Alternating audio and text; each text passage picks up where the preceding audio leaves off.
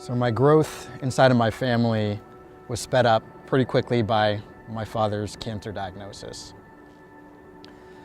It, like any other tragedy, kind of brings a family together, you know. We're all pitching in and trying to help. And so by the time my dad was in remission, we were all pretty close. Like, we could go out to dinners together and hang out and have family outings. Then the cancer just came back. He went from being in remission, no cancer, cancer-free, to being given about 2 months to live, which was really tough.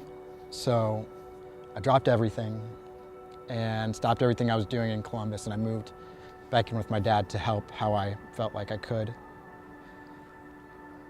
About a week and a half, 2 weeks before my dad passed, it was Father's Day, so everybody came to visit, and we were all together.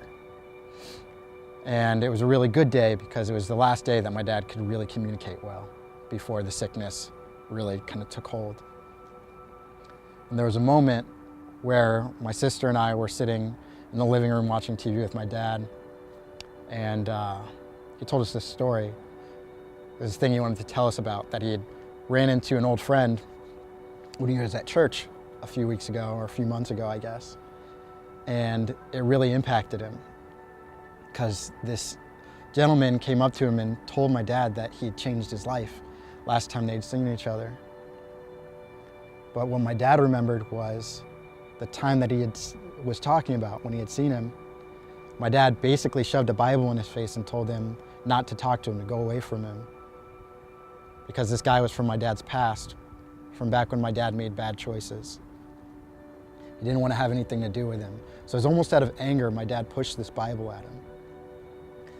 But when he saw him in church, the guy went up to him and was like, "Hey, Brother Turnbull, Terry, you changed my life. You saved me. Like, I was doing drugs, I was in a really rough place, but that moment was really a turning point for me."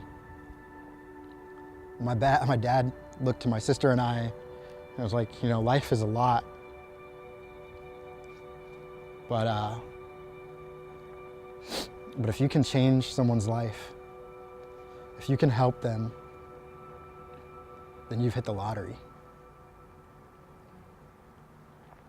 I think about that and I just remember that, like, life's a lot, and there are things that are important and there's things that just aren't. And when I'm at the end of my life, I want to be able to say that I've helped people.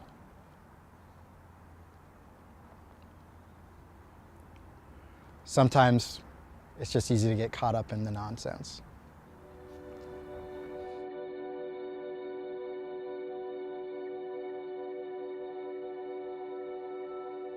He said, "Remember this?" And I gave it to him, and my name was in there, and I given it to him. He said, "It's changed my life." To me, that's it. You know, it really is. That's the lotto right there. Yeah. Yeah. Yeah. Yeah. That's a lotto.